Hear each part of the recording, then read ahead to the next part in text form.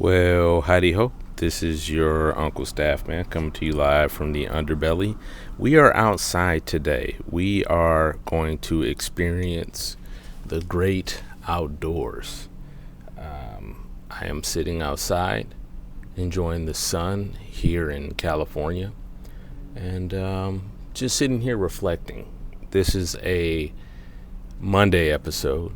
I usually record and put the episodes out on Sunday, but we've had a lot of moving pieces going on with relatives coming in and out, so I was unable to find the time to record.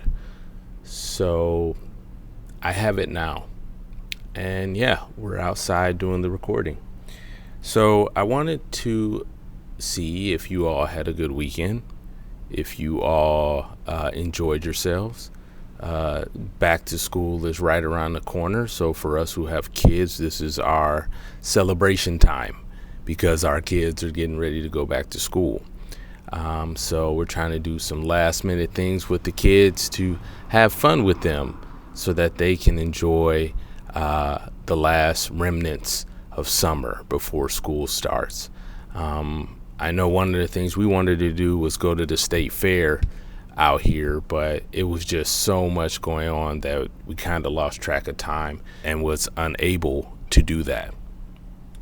So today I wanted to talk about anxiety, because I think that's a good place to start for those, because everyone tends to deal with anxiety in their own way. Different things give them anxiety. And we're all different. We're not a monolith. We're all very, how can I put this? We're all like Swiss Army knives. We're not all the same. We might have a couple of the same pieces, but there's always something different in each tool. So, anxiety for me has been crippling. And even though I do take medication for it, I still have to deal with it from time to time. One of the big things for me with anxiety is being in large crowds. I have an issue with being around large crowds. So the state fair probably would not have been a good idea, but I usually put on a brave front when I'm out and about. Where it really starts to get bad is when I'm in small spaces with a bunch of people. That's when I get extremely nervous.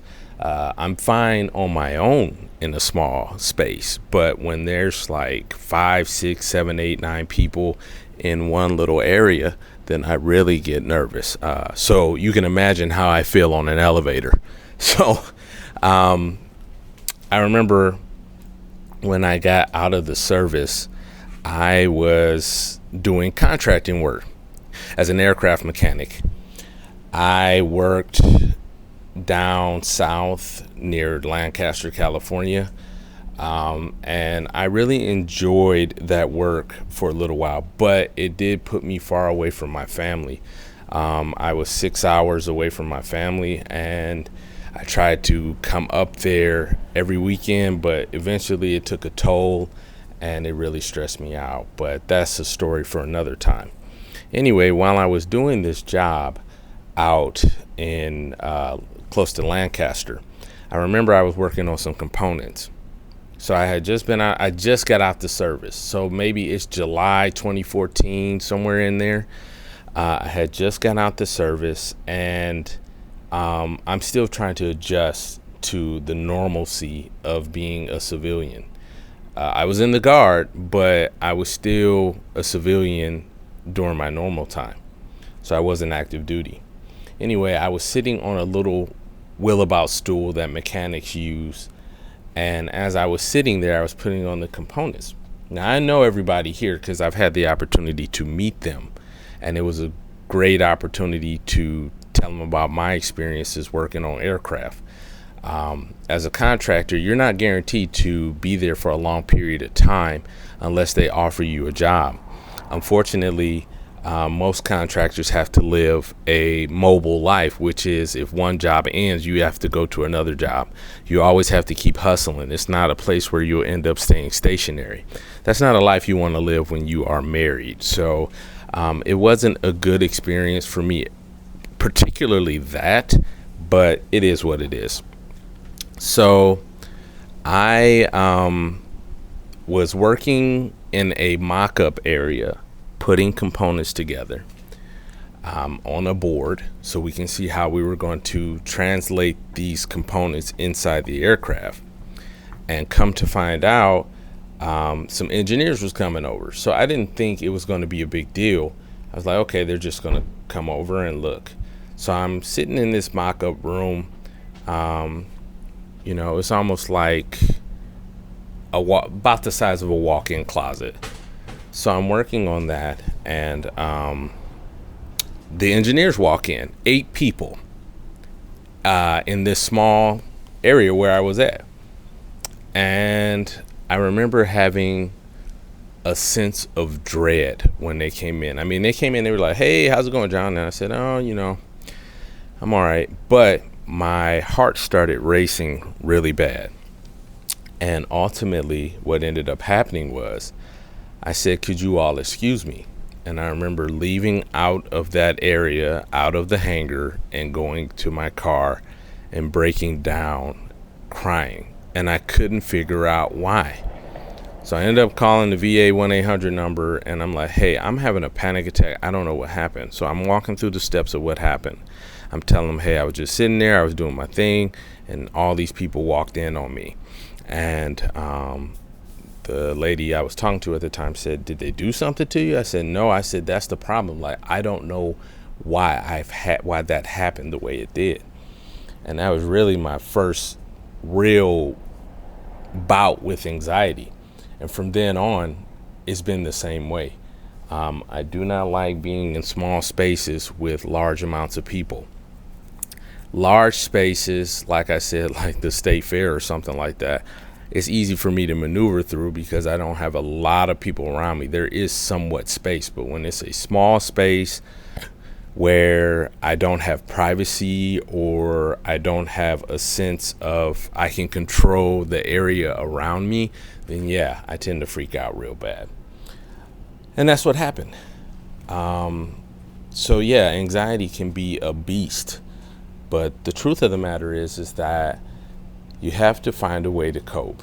So for me, when I have situations like that happen, which aren't often, but when I do, I try to find another area to go to. Even if that means going in my car and driving around the block or going to the park or something for an allotted amount of time so that I can have that space, that tends to help me.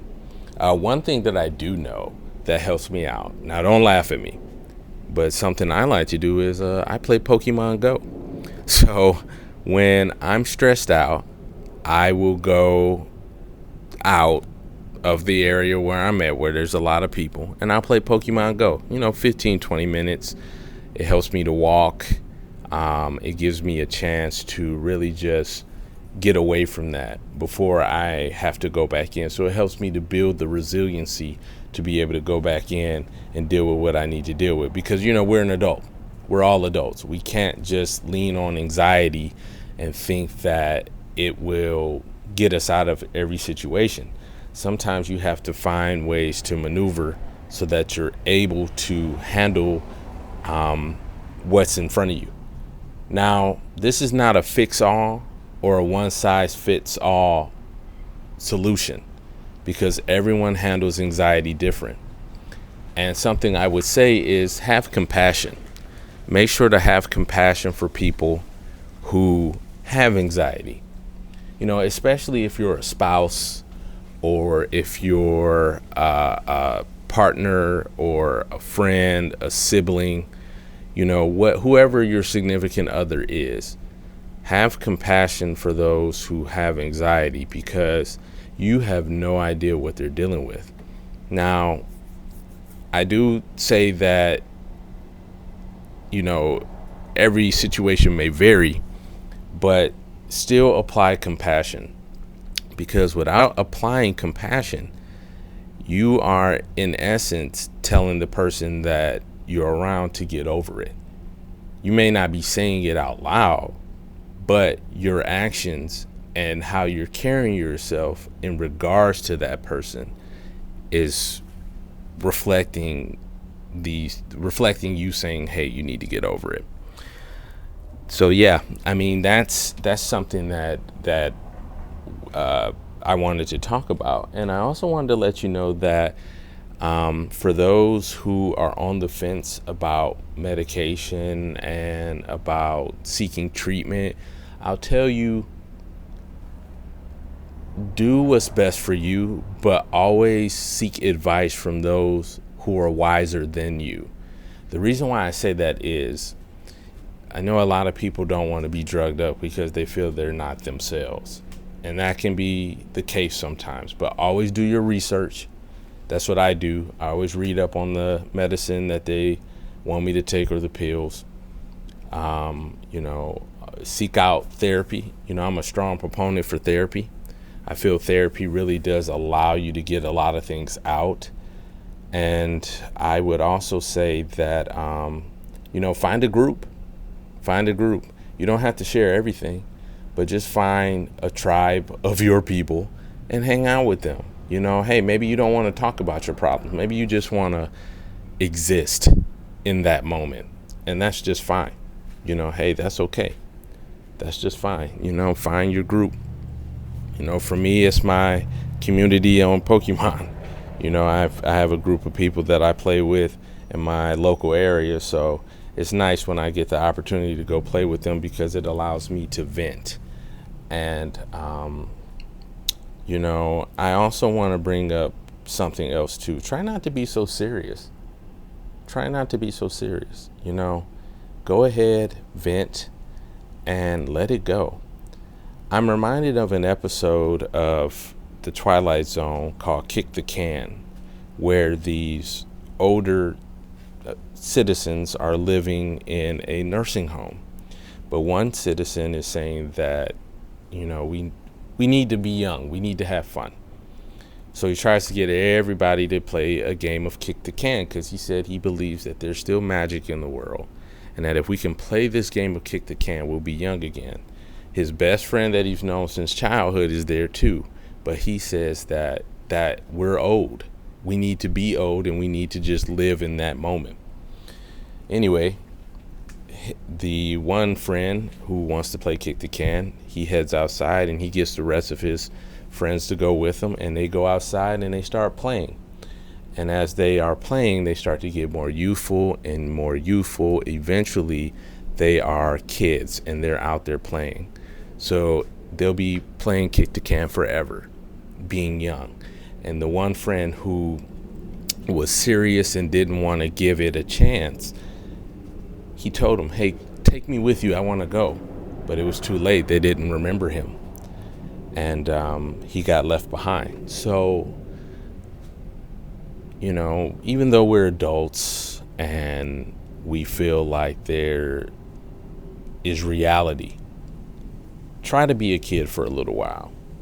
If that means playing a video game, if that means, playing with Legos, if that means, collecting action figures like I do, or, just doing things that make you feel young, do that. Because life is short. You should enjoy the things that you're doing, and you should be able to go out and live life to the best of your ability. You should also be able to just smell the roses, because, I heard once, no one really gets their flowers until they can't smell them. That's when they're dead. So smell the roses, enjoy the moment right now. With anxiety, yeah, it's a hang up, but it doesn't have to slow you down. So on that note, I hope you all have a good week, and I'll catch you on the flip or the flop, whichever you prefer.